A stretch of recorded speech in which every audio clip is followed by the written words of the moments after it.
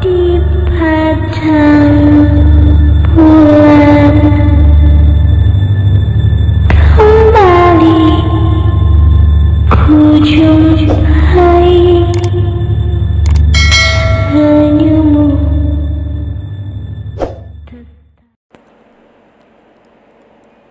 Selamat datang di channel JM Live. Kali ini kami akan bercerita tentang suku Polahi yang ada di Provinsi Gorontalo. Kata warga sekitar Gorontalo, masyarakat atau suku Polahi yang terasing di hutan Bolihutuo mempunyai ilmu yang sangat mistis atau misterius, sulit dicerna oleh akal pikiran kita. Polahi adalah salah satu suku terasing yang masih hidup di pedalaman hutan Pulau Sulawesi. Keberadaan mereka terdata berada di sekitar Gunung Bolihutuo, Provinsi Gorontalo. Beberapa puluh tahun lalu, keberadaan Polahi masih merupakan cerita mistis yang penuh misteri. Paling banyak cerita mengenai suku ini datang dari para pencari rotan yang mengambil rotan di pegunungan Bolihutuo.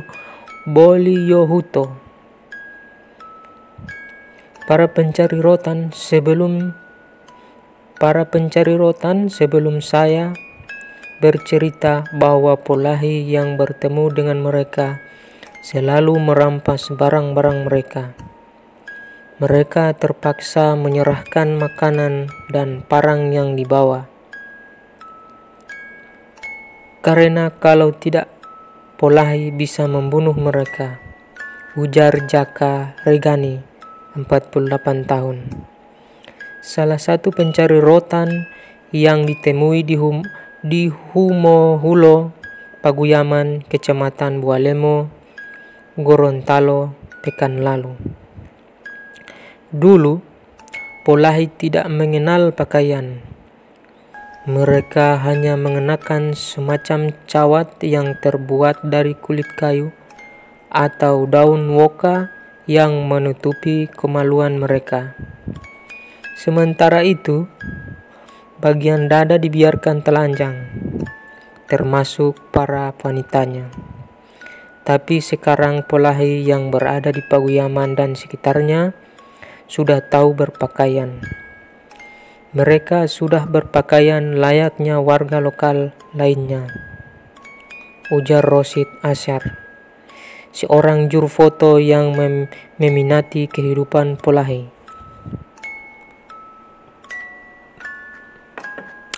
Suku Polahi dianggap mempunyai ilmu kesaktian bisa menghilang dari pandangan orang.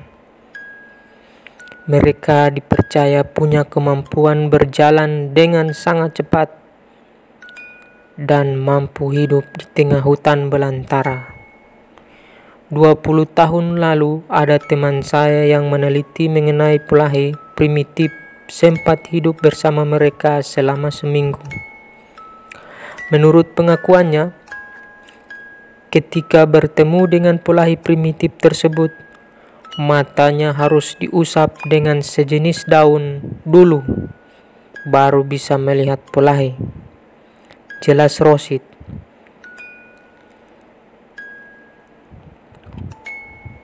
Kehidupan Polahi yang bertahan di hutan pedalaman Bolihutuo yang tidak mau turun hidup bersama dengan warga kampung membuat cerita mistis mengenai mereka terus bertahan. Menurut sejarah yang bisa ditelusuri, sejatinya suku Polahi merupakan warga Gorontalo yang pada waktu penjajahan Belanda dulu melarikan diri ke dalam hutan. Pemimpin mereka waktu itu tidak mau ditindas oleh penjajah. Oleh karena itu, orang Gorontalo menyebut mereka Polahi yang artinya pelarian. Jadilah Polahi hidup beradaptasi dengan kehidupan rimba. Setelah Indonesia merdeka, turunan Polahi masih bertahan tinggal di hutan.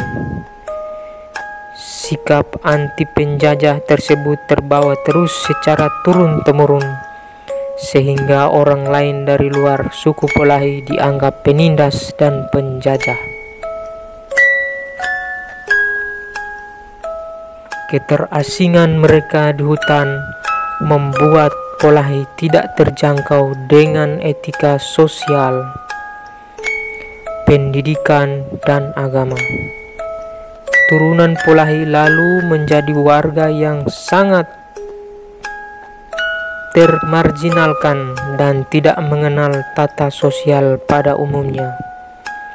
Mereka juga tidak mengenal baca tulis serta menjadikan mereka suku yang tidak menganut agama. Keterasingan itu semakin melengkapi misteri dan cerita mistis suku Polahi.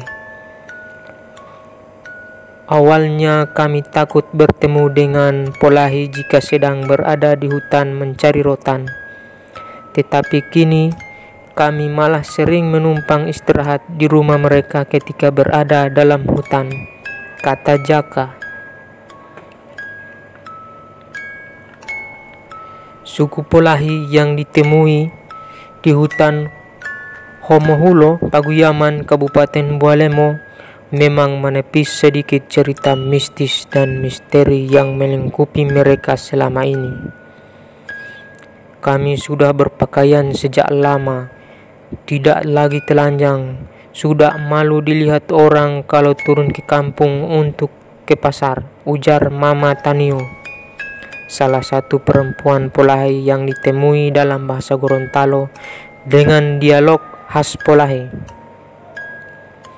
Bahkan menurut Mama Tanio, tayangan sebuah TV swasta nasional beberapa waktu lalu yang memperlihatkan mereka dalam keadaan telanjang tidak lagi murni seperti itu.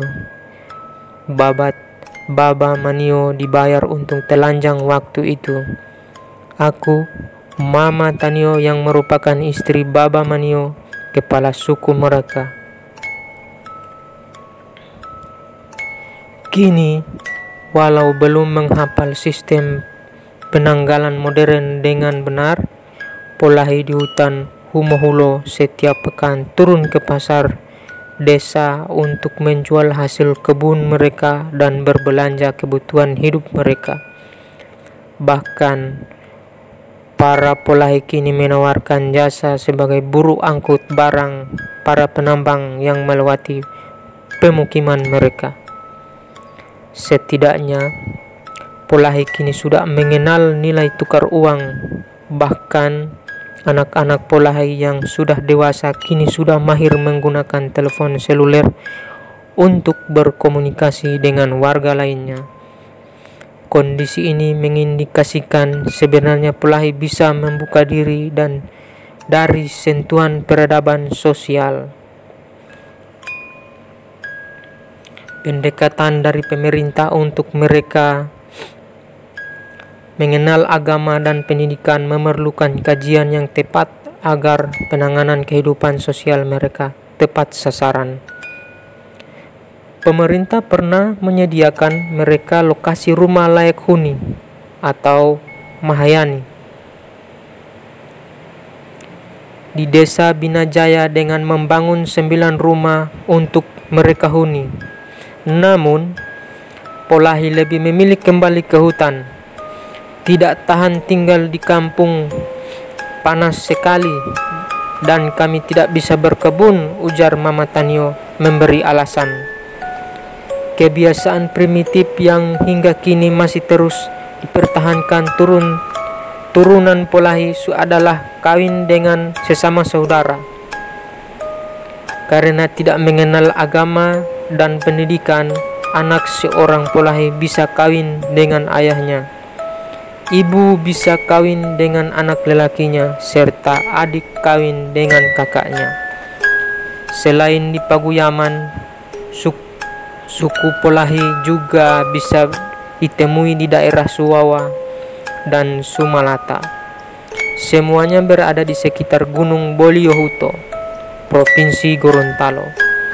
Memang untuk bertemu dengan Polahi primitif nyaris mustahil, tetapi beberapa orang meyakini hingga kini masih bertemu dengan mereka, kata Rosid.